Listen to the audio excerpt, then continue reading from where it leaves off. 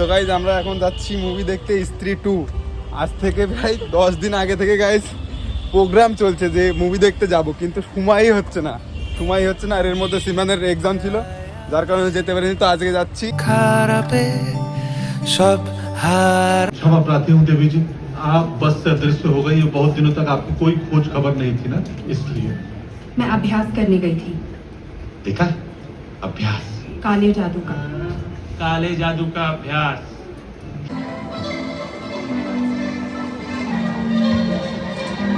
थोड़ी फुर्सत भी मेरी जाग भी बाहों को दीजिए, थोड़ी फुर्सत भी मेरी जाग भी बाहों को दीजिए।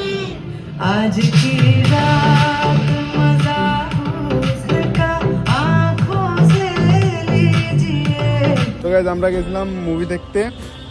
তো মুভি দেখে এখন যাচ্ছি 5টা 25 ট্রেন আমাদের গাইজ, আর আমরা বেরিয়েছি 3টের সময় বেরিয়ে গেছি অলরেডি।